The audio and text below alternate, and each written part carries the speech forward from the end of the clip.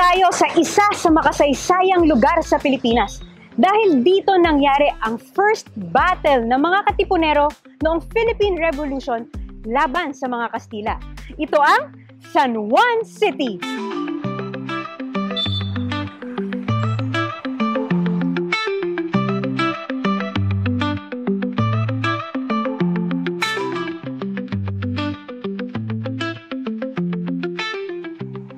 Dito rin sa San Juan City, matatagpuan ang Archdiocesan Shrine of St. John the Baptist ng Archdiocese of Manila.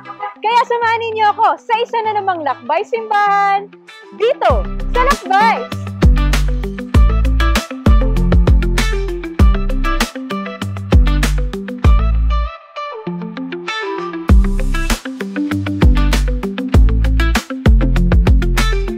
Tuloy po kayo sa Arkadiosanong Dambana ni San Juan Bautista.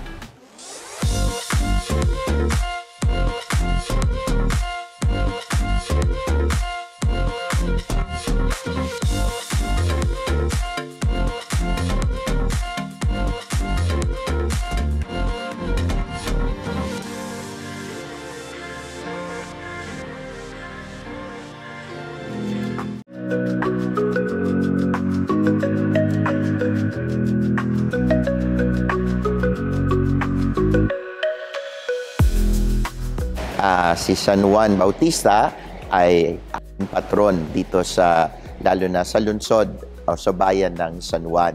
At bilang isang patron, alam namin na siya ang gumagabay, siya ang aming nilalapitan patungo sa Diyos, lalo-lalo na sa mga araw-araw naming mga pangangailangan. Isa sa mga pinakamagandang katangian ng aming mahal na patron na San Juan Bautista ay yung sinabi niya na ako ay dapat magpakababa at ang Diyos lamang ang siyang itataas. No? I must decrease, He must increase. At ito isang napakagandang katangian ng pagpapakumbaba.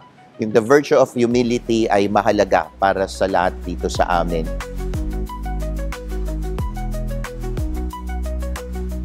Pag pinag-usapan po natin yung imahe ni San Juan, madalas alam natin siya yung tagapagbinyag. Kaya madalas ang nakikita natin kung hindi yung dala niyang lalagyan ng pangbinyag, madalas ang kanyang simbolo ay may kasama siyang tupa.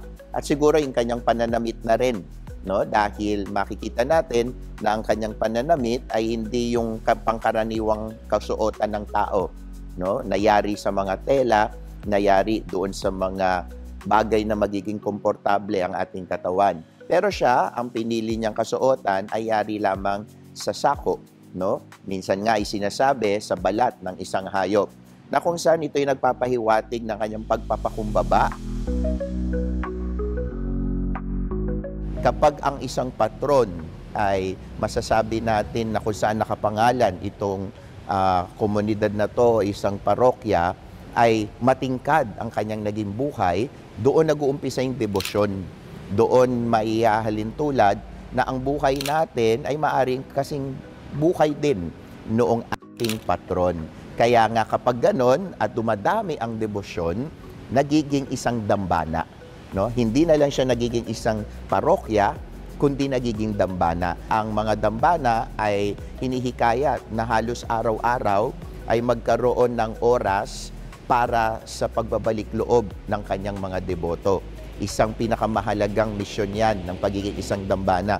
Ikalawa, isa buhay ang hinihiling sa atin ng Diyos, that yun ay walang iba kundi paglingkuran, lalong-lalo na yung mga aba o yung tinuturing nating mga maliliit ng ating lipunan. Kaya naandun yung sinasabag na apostolic side, no? Or the apostolate mission ng isang pamayanan. At ganun din yung tinatawag nating spiritual guidance. Ito siguro yung mga mahalagang misyon na ipinagkaloob sa isang dambana.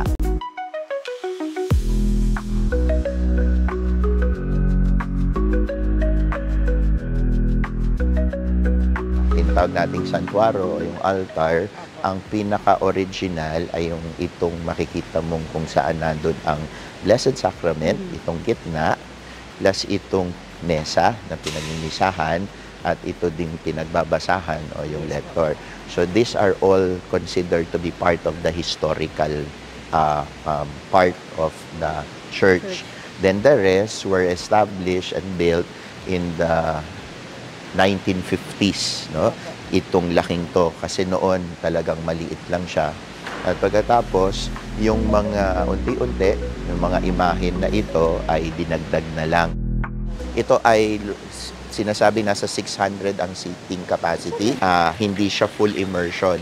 Kumbaga yung ulo lang ng taong binibinyagan. Pero sinasabi nga namin, kung titignan mo yung tradisyon o yung larawan, talagang yung buong katawan. Yun yung tinatawag na full immersion. May iba ginagamit pa rin yun. Talagang lumulubog kami dito. Talaga? Oo. During Easter, yun yung full immersion lang namin. Pero yung sa mga piyesta, we do the, not yung full immersion, kundi yung ulo lang. Juan Bautista, ang ibig sabihin, Juan ang tagapagbinyag. Katulad ni San Juan Bautista, ang Archdiocesan Shrine of St. John the Baptist ay dumadalaw sa kanilang pamayanang nasasakupan upang ipadama na ang bawat isa ay kabilang sa isang simbahan at pananampalataya.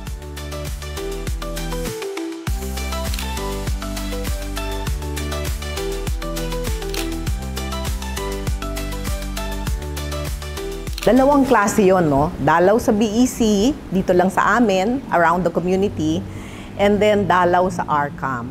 So, ang pakay talaga namin, ang layunin nito ay para madagdagan o ma-promote ang debosyon kay San Juan Bautista, dito, hindi lang dito sa amin, kundi sa labas ng aming community.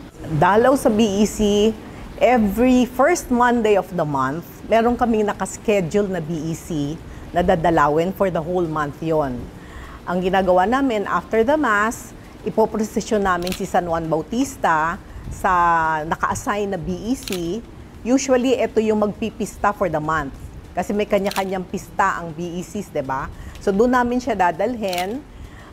And then, iikot siya sa bahay-bahay. Tapos, nagkakaroon sila ng sharing. Pag dinala sa isang bahay, nagkakaroon sila ng Bible sharing. So, nagkakaroon sila ng palitan, ng experience, nananalangin sila, yung ganun. Lumalalim ang kanilang pananampalataya. Ang Dalaw ARCAM, dala din namin yung pilgrim image ni San Juan. Okay? Meron kaming andas kung saan namin nilalagay si San Juan. Idadalhin siya, papatugtugin na yung awit ni San Juan Bautista, papatugtugin na yon, ipoproseso yun sa altar. May nakahanda ng altar sila para tanggapin si San Juan. And then, after that, yung karakol namin, kasama namin yung karakolers, sasayaw sila papuntang altar din. And then, welcome rites na.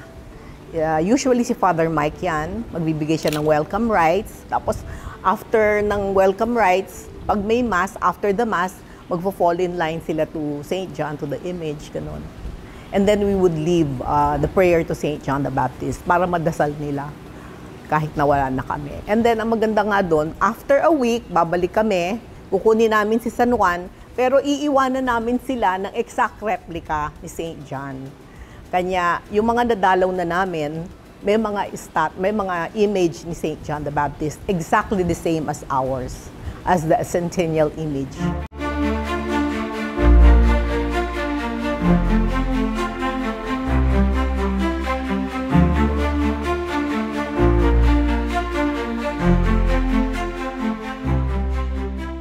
Take me and break me, for I am willing to be broken, that you may have the bread of life. Ito ang passion of St. John the Baptist. Dala-dala ang aral na ito, buo ang loob ng mga leader ng simbahan para sa kanilang paglilingkod.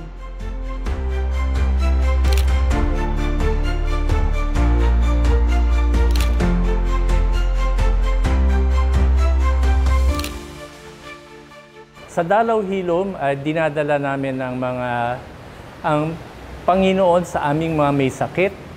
At sa kabanalan naman ay aming binibigyan ng dasal o anointing ang mga may sakit sa aming mga BEC, sa mga barangay.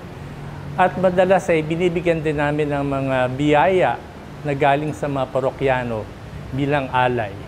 Twice a month, kami ay nagmimisa sa City Jail ng San Juan, kung saan ang mga pari ng mga bikaryato ay aming iniimbita upang kami ay magdiwang ng banal na misa sa kanila. Dahil ito isa sa mga nakakalimutan natin ang mga ating mamamayan at ating mga kapatid. At ating din binibigyan ng mga biyaya tuwing Easter season at Pasko ang ating mga kapatid doon para maramdaman naman nila na kasama sila sa ating simbahan.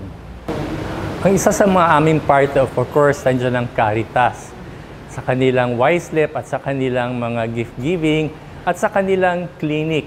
Merong Caritas Clinic dito kung saan may doktor na pupunta once a week. Nandiyan din ang ICA Mission Office kung saan ang mga ICA Parents Auxiliary ay gumagawa ng mga paraan upang maiahon ang ating mga kapatid sa hirap, katulad ng Educational Assistance Program at sa kalusugan naman sa kanilang medical mission.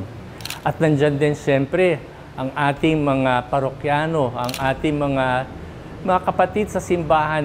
At salamat din sa aming LGU na siyang pumapayag na kami ay magdiwang ng banal na misa at lumapit sa aming mga people deprived of liberty. At sa ating mga basic ecclesial community, sa pamamagitan ng mga barangay officials, kami ay nakalapit sa kanila at sila rin ay nakalapit sa simbahan. At isa sa mga nakikita namin na pagbalik ay yung pakikipag-ugnayan ng aming mga barangay officials sa simbahan. Lalong-lalo na sa paglalago ng ating pananampalataya.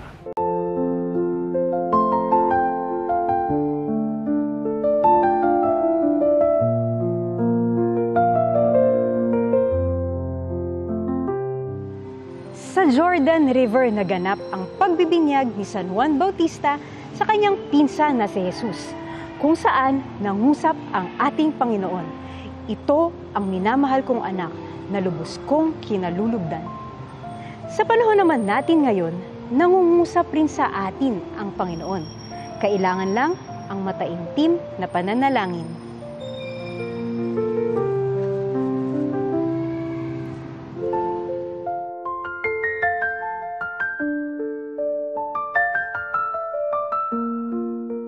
First things first, naging devoto ako sa kanya sa tuwing Monday po, yung kanyang mass, devotional mass. I see to it that nakakapag-attend po talaga ako. Kinakwento ko po sa mga kakilala ko, etong aking journey with Him, to God. Nag-join po ako ng commission para maging aktibo po dito. Kakaiba po yun pag ginagawa mo by heart, by action, na ipapalaganap mo po talaga yon. At saka po yung a way of giving back to Him is to really make the sacrifice. Make the sacrifice na mag-join ng mga activities, kasama yung mga ibang tao, and to be a part of St. John the Baptist community. In 2021, I was diagnosed of breast cancer. I dreaded that moment. Pero po, sobrang hugot po ng lakas ng loob. Parang, okay Lord, let's do this together through St. John the Baptist. Pag cancer po, chemotherapy, surgery, radiation, and the healing. And yung pagkukuha ng dugo to check. Every time that I go to the medical city for my blood works, I would see to it that I come here to light 3 tea lights. Dadasal po ako sa Kanya. Sa awa po ng Panginoon, nalampasan ko po. I am now a warrior, a thriver, a survivor. Almost 4 years in remission. I had 23 stitches, 2 bukol po, but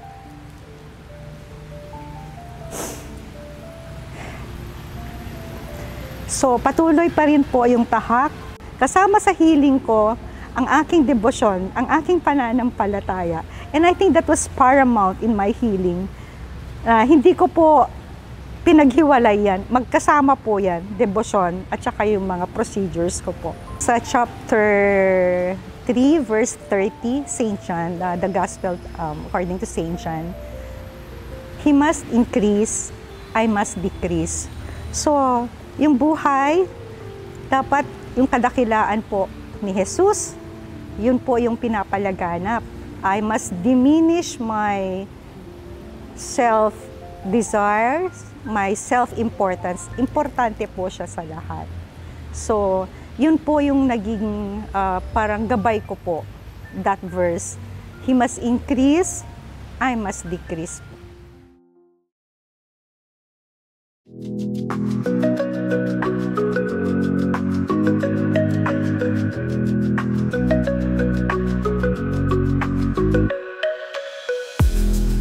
Dumating ang mga alagad ni San Juan Bautista, kinuha ang kanyang katawan at inilibing. Pagkatapos, ibinalita nila kay Jesus ang nangyari. Masakit ang sinapit ni San Juan Bautista dahil sa pagtugon sa misyong iniatang sa kanya. Pero ito naman ang nagdala sa kanyang kaluwalhatian.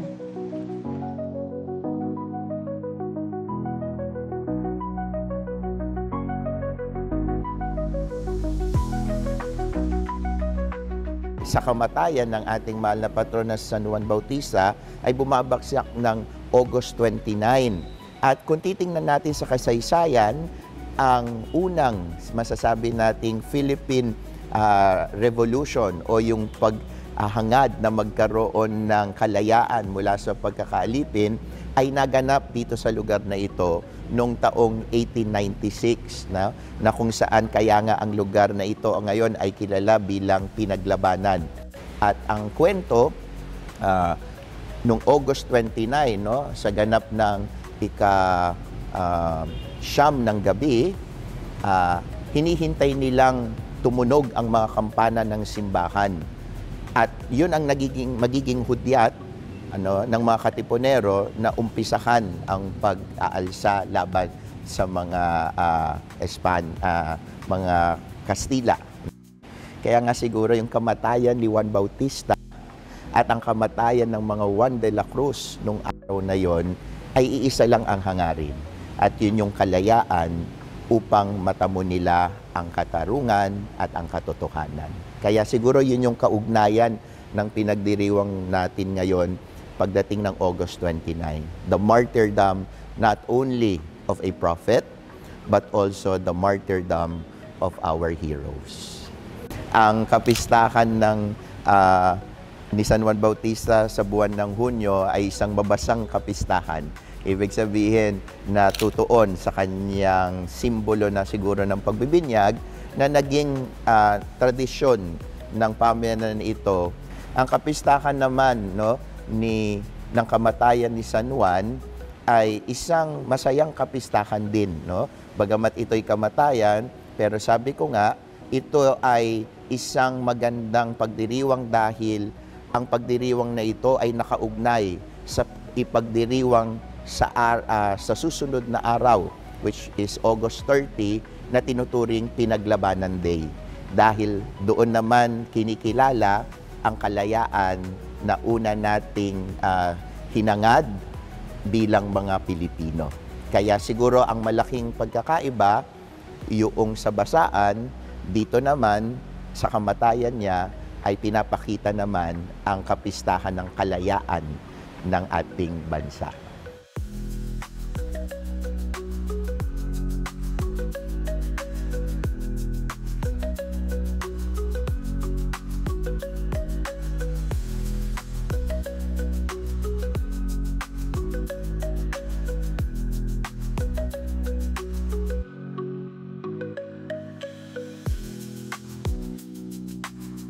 Ngayon po ay ating ipinagdiriwang ang isa sa mga mahalagang kapistahan, no? Lalo na dito sa aming bayan ng San Juan, at yun yung kamatayan ng aming mahal na patron na si San Juan Bautista itong August 29. At kami po ay natutuwa at nagagalak dahil kami rin po, no, ay tinurin na bilang isang dambana ng aming mahal na patron na si San Juan Bautista. Ngayon ay taon din ng dakilang hubileo ng Pag-asa at ang lahat ay inaasahan na bumisita sa mga simbahan na kung saan ay mapapalagana pa rin natin ang ating pananampalataya, lalo na ang ating pagnanasa na ang bawat isa ay mas maging malapit sa Diyos, lalo na sa dakilang taon ng hubileo. Kaya kami ngayon ay nag-iimbita sa lahat mo ngayon ng mga nakikinig, no, na pumunta at silipin ang aming dambana, no, dito sa Archdiocesan Shrine of St. John the Baptist. Again, would like to invite everyone to please come, visit our shrine, and may the devotion of St. John the Baptist always spread in different areas, especially in our Archdiocese. Muli po, maraming salamat po sa inyo at God bless you.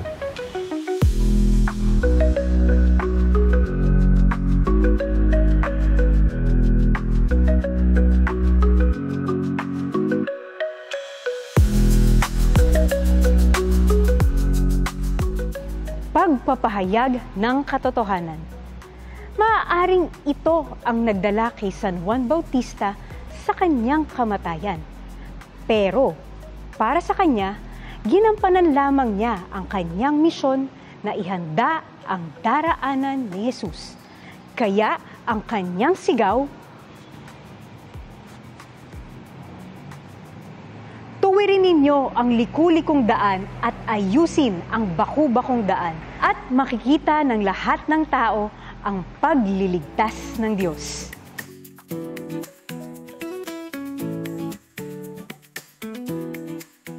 Ako po muli si Kat Diaz. Marami pong salamat. Hanggang sa susunod na Lakbay Simbahan dito sa Lakbites.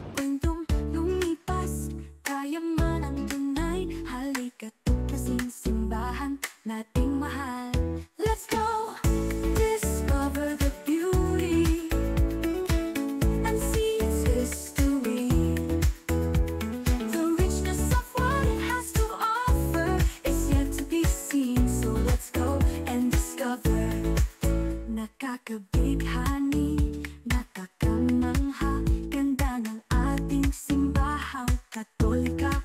Sa bawat dasal, sa bawat hakbang, di ka iniwan doon ngayon at kailanman. Let's go discover the beauty and see its history. The richness of what it has to offer is yet to be seen. So let's go and discover.